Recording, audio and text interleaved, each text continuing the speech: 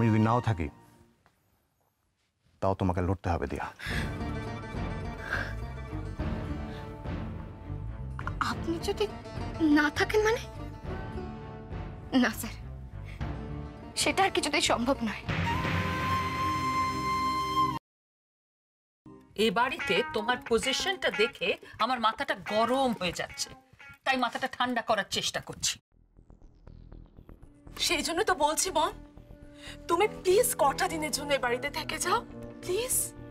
দেখো, দিয়াকে ঠিক মতো টাইট দিতে হলে আমার তোমাকেও চাই, না তো আমার একার পক্ষে সবটা করা একদম পসিবল হচ্ছে না। প্লিজ মম, প্লিজ থেকে যাও। দেন তুমি আর আমি দুজন মিলে প্ল্যান করে দিয়াকে পদে পদে বিপদে ফেলবো। আদারওয়াইজ এই বাড়ির চাবিটা ওর হাত থেকে আমার হাতে আসবে কি করে? তুমি বলছো এ বাড়িতে কটা দিনের জন্য থেকে যেতে? ইয়েস মম, নালে দিয়া এই সংসারের ওপর যেভাবে চেপে বসতে চাইছে, সেখান থেকে ওকে সরিয়ে দিয়ে এই সংসারে আমার পজিশনটা ঠিকঠাক করা আমার পক্ষে কিন্তু সহজ হবে না। Impossible.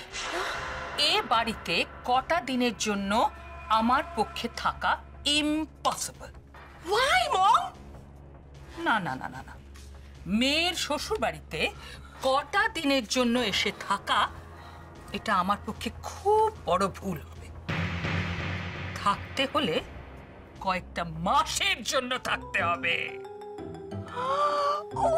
Mom, you R so sweet.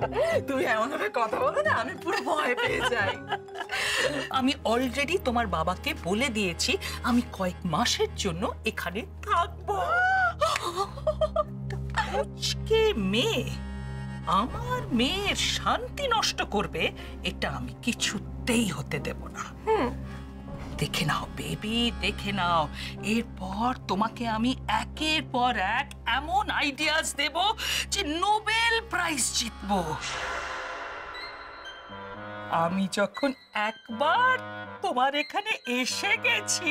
এসে গেছেন যখন, তখন যেতেও তো হবে, তাই না মা? তবে পার্থক্য আছে, এসেছিলেন একা আর যাবেন দোকান, মানে আমি আপনাকে পৌঁছে দিয়ে আসবো। চলুন, বাইরে গাড়ি দাঁড় করিয়ে রেখেছি, আপনাকে ছেড়ে আবার আমাকে অনেকটা রাস্তা ফিরতে হবে তো মা, চলুন। জামাই যখন ভক্ত সিরিয়ালে জামাই শাশুড়ির যেমন ভক্ত, তুমি একটু তেমন নও নিখিল। আমি এসেছি, জাস্ট এসেছি, আর তুমি আমাকে বাড়ি নিয়ে যাওয়ার জন্য তাড়া দিচ্ছ। না মা, আমি আপনার ভীষণ ভক্ত, আপনি বিশ্বাস করুন। আসলে আমি না, মানে বাইরে না বেশ একটা ঝোড়ো হাওয়া বইছে, আকাশে মেঘ কুড়কুড় করে ডাকছে, মনে হচ্ছে বৃষ্টি পড়বে, মানে এক কথায় প্রকৃতি মহাপ্রলয়ের সংকেত দিচ্ছে। আপনি এসেছেন তো, তাই ভাবছিলাম আবার বাড়ি যেতে অনেক দেরি হয়ে যাবে, তাই বলছিলাম চলুন বেরিয়ে পড়ি, দেরি করে কিলাম, চলুন বেরিয়ে। বেরোনোর কোনো প্রশ্নই ওঠে না নিখিল, বিকজ মম এখন এই বাড়িতে কয়েক মাস থাকবে। তাছাড়া ড্যাড তো বিজনেসের কাজে ডেইলিতে যাচ্ছে, তাই মম ও বাড়িতে একা ফিরে কি করবে? তাই এখানে মেঘ বৃষ্টির সাথে আনন্দে কয়েকটা মাস কাটিয়ে যাবে। কয়েক মাস? সর্বনাশ, ভগবান তুই আমাকে বাঁচিও।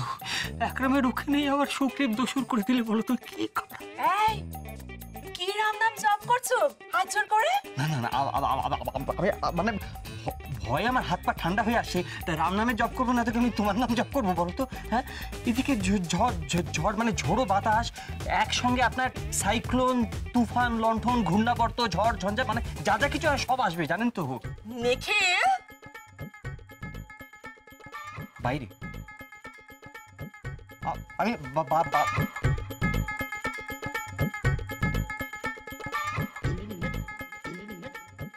হ্যাঁ মম, ও কি আমাকে কিছু বলে গেল? ধুর, তুমি ওর কথা ছাড়ো তো। শোনো শোনো, এখানে এখানে বসো। শোনো, তোমার আর আমার এখন শুধুমাত্র একটা লক্ষ্যে কনসেন্ট্রেট করা উচিত, সেটা হচ্ছে দিয়াকে এ বাড়ি থেকে তাড়ানো। তুমি কিন্তু একেবারে ভুল ট্র্যাকে খেলছো। ওকে এখান থেকে তাড়ানোর একটাই মোক্ষম উপায় আছে। কি? সেটা হলো আর্যর মন থেকে দিয়াকে সরাতে হবে। আচ্ছা, একটু একটা জিনিস বলো তো, আর্য আর দিয়ার সম্পর্কটা কতটা গভীর হয়েছে?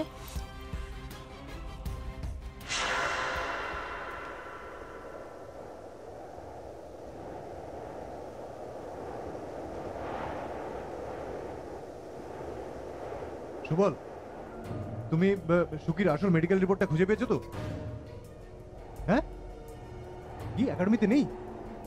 নেই মানে? তুমি ভালো করে খুঁজে দেখো সুবল, ড্রয়ারগুলো দেখো, চেম্বারে সব জায়গা খুঁজে দেখো, আলমারি দেখো, সব জায়গা দেখো। যদি না পাও অন্য ঘরগুলো চেক করো ভালো করে। ওটা আমার চাই কিন্তু সুবল।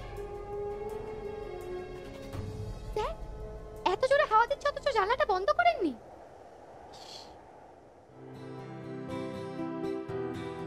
এ বাবা, কি অবস্থা হয়ে পড়ে রয়েছে।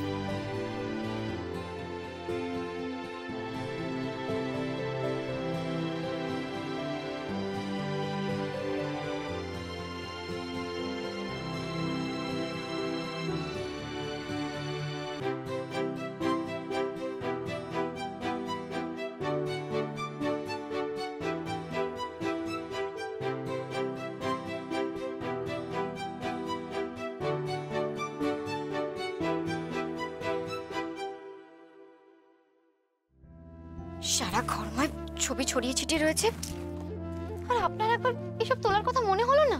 এটা ফোনে একটু ব্যস্ত ছিলাম, তাই খেয়াল করিনি। আজকে সকালে দিদিভাই এই ছবিগুলো দিয়ে গেছে, বলে গেছে এগুলোর মধ্যে একটা আলাদা করে রাখতে। অবশ্যই এগুলো আপনাকে কেন বলছি, আপনার কাছে তো এই ছবিগুলোর কোনো দামই নেই। দেয়া, তুমি এভাবে কেন বলছো? আমি বললাম তো আমি খেয়াল করিনি। খেয়াল করলে কি আমি ছবিগুলো এভাবে মাটিতে পড়ে থাকতে দিতাম?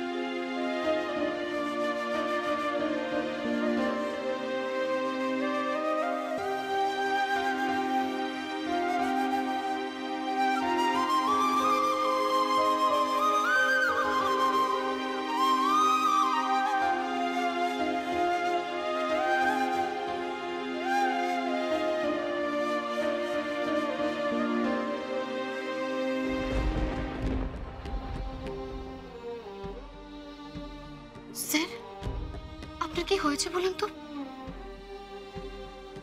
আপনি এই কদিন আমার সাথে হেয়ালি করে কথা বলছেন কেন? আমার মনে হচ্ছে আপনি কিছু একটা আড়াল করছেন আমার থেকে। না মানে না মানে? তাহলে আপনি চোখটা নামিয়ে নিলেন কেন স্যার? স্যার, স্যার আমি আবার ব্যাডমিন্টন খেলতে চাই। আপনি তো আমাকে খেলানোর জন্য প্রাণপণ চেষ্টা করেছেন স্যার। স্যার লড়াইটা তো আমাদের দুজনের, তাহলে আপনি বারবার এই কথাটা কেন বলেন? দিয়া তোমাকে একা লড়াই করতে হবে, তোমাকে একা এগিয়ে যেতে হবে, কেন বারবার বলেন? কেন বারবার বলেন আমি যদি না থাকি? আপনি যদি না থাকেন এই কথাটার মানে কি স্যার? আমার ভালো লাগে না স্যার, আমার এই কথাগুলো শুনতে একদম ভালো লাগে না।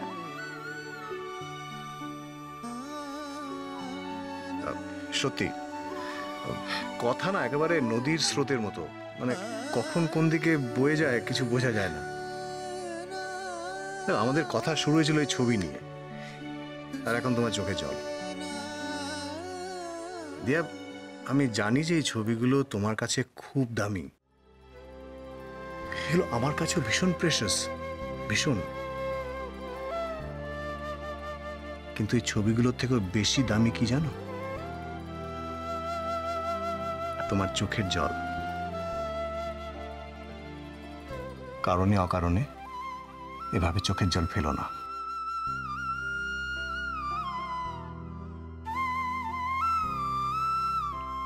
আমার তোমার চোখে জল দেখতে একদম ভাল লাগে না।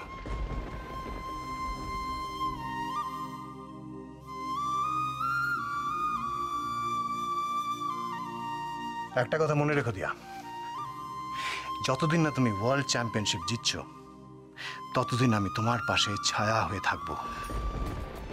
কোনো ঝড়, কোনো তুফান তোমাকে ছুঁতে পারবে না। আপনি এই কথাটা ভীষণ স্বার্থপরের মতো বললেন স্যার। শুধু আপনি যেটা চান সেটা ভেবে নিয়ে নিজের মতো করে সিদ্ধান্ত শুনিয়ে দেন। আমি কি ভাবছি, আমি কি চাই না চাই সেটা নিয়ে তো আপনার কোনো মাথা ব্যথাই নেই।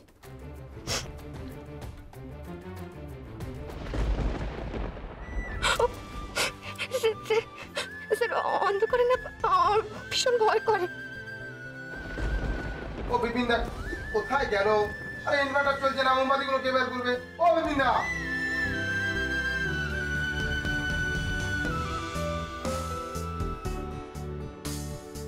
দিয়া, দিয়া, সরি সরি আর দাদা, আমি আমার পরে আসছি। দিদি দিদি ভাই বলছি কি কিছু বলবে? বল না। না মানে আমি ফটো ফ্রেমটা দিতে এসেছিলাম। সকালে তোমাদের যে বিয়ের ফটোগুলো দিয়ে গেলাম তার মধ্যে থেকে যে কোনো একটা ফটো এর মধ্যে সিলেক্ট করে লাগিয়ে রেখো। আর এই ফ্রেমটাকে সব সময় তোমাদের দুজনের চোখের সামনে রেখো। ধরো, আমি বরং এখন আসি। হ্যাঁ,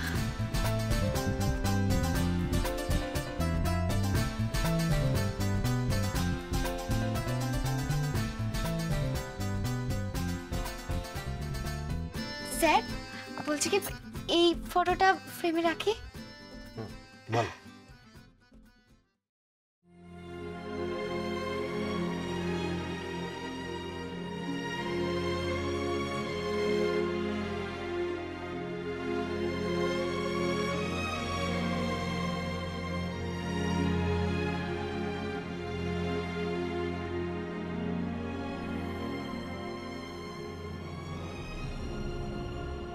স্যার কেমন লাগছে? ভেরি নাইস, খুব সুন্দর।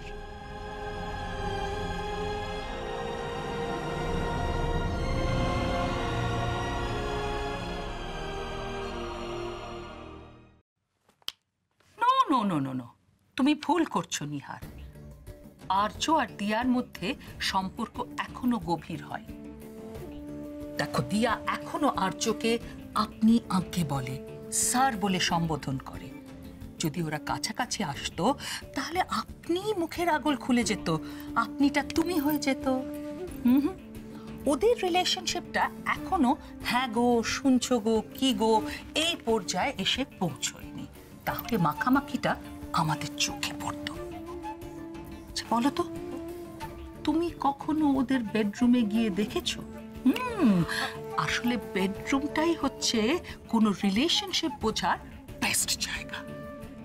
মম, তুমি যে কি বলে চলেছ আমার মাথায় তো কিচ্ছু ঢুকছে না। এই আপনি, আকে, স্যার এসব তো দিয়া নাকামো করে বলে থাকে কচি খোকি সেজে থাকবে বলে। বাট মম, এতে সম্পর্কের গভীর অগভীর হবার কি আছে? আরে বাবা, দিয়া এমনিতেই ছেলে মানুষ, খুব ছটফটে। আর আর্য গম্ভীর, বোরিং, আনইন্টারেস্টিং। ওরা দুজনে একেবারে একে অপরের বিপরীত। ওদের মধ্যে প্রেম হওয়াটা খুব খুব শক্ত। বাট মম, কথায় বলে অপোজিট অ্যাট্রাক্টস। হ্যাঁ, দে অ্যাট্রাক্ট, কিন্তু সেই প্রেমটা হওয়ার জন্য একটা সময় দিতে হয়। সেই সময়টাই আমরা দেব না। এখানে সময়টাই হচ্ছে সবচেয়ে ভাইটাল। তার মানে তুমি বলতে চাইছো দাদা ভাইয়ের মন থেকে দিয়াকে সরিয়ে ফেলতে হবে।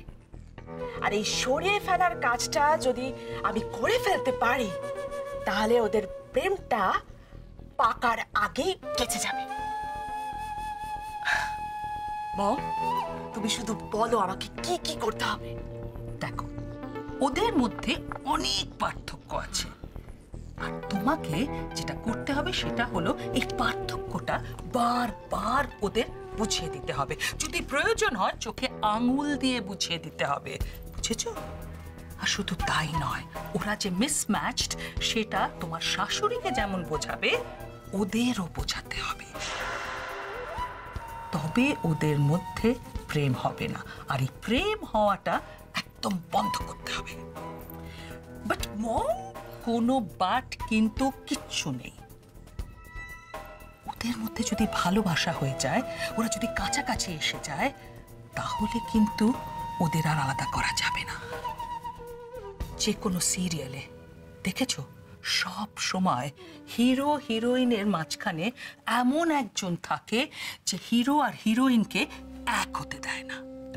আর এ বাড়িতে সেই রোলটা কে প্লে করবে বলো তো? অবভিয়াসলি আমি, মম। নো, অবভিয়াসলি তুমি নও, তোমার শাশুড়ি। হোয়াট? হ্যাঁ, তুমি হবে সাইড ক্যারেক্টার। তোমাকে কনস্ট্যান্টলি তোমার শাশুড়িকে উত্তেজিত করে তুলতে হবে, তার কান ভাঙানি দিতে হবে, তাকে বারবার অনেক কথা বলে উত্তক্ত করতে হবে। আর সেটা তুমি কিভাবে করবে সেই মোক্ষম উপায়টা আমি তোমাকে বলে দেব। বলো।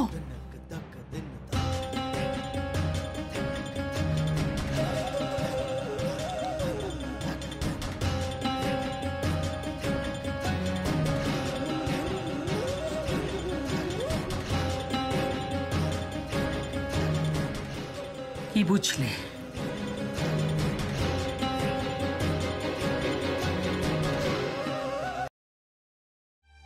কাল বাড়ি ফিরতে অনেক রাত হয়েছে শুনলাম।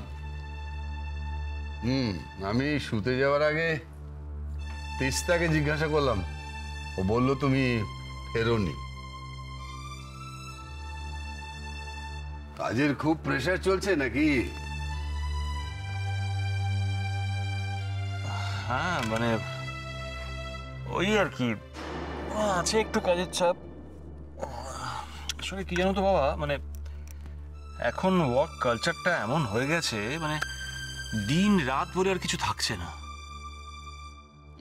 তবু ফ্যামিলি লাইফটা কিন্তু খুব ইম্পর্টেন্ট রক্তিম।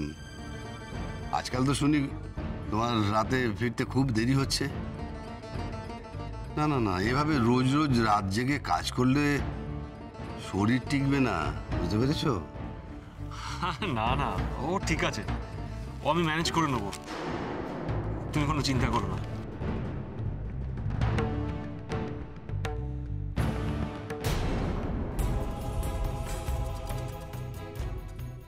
এ কি,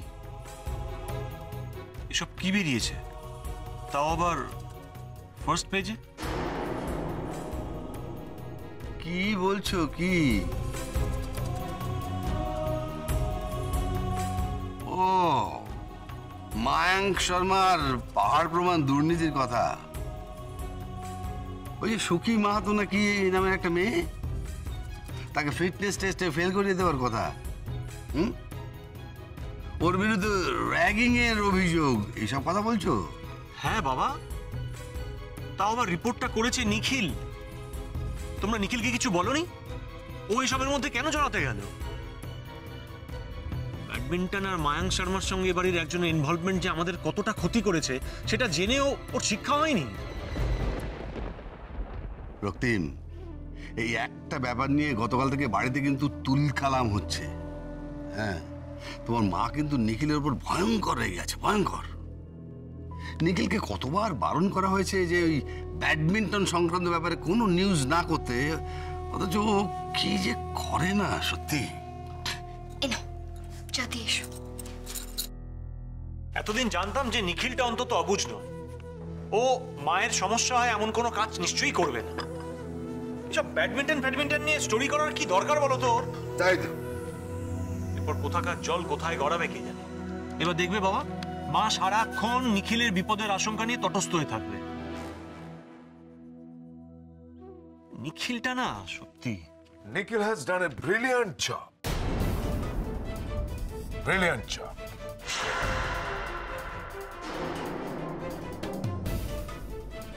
আমাদের সবার নিখিলের কাজটাকে অ্যাপ্রিশিয়েট করা উচিত। একটা মাইন্ড ব্লোয়িং কাজ করেছে। আর তাই জন্য তো সকাল সকাল আমি এই মিষ্টি আর ফুল নিয়ে এখানে চলে এলাম।